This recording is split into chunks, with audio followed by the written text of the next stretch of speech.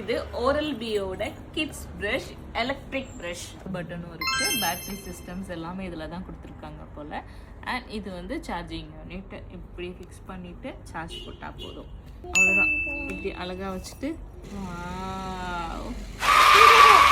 இதில் 2 ஸ்பீடு இருக்குது. Speed 1, speed 2. சுற்றுது.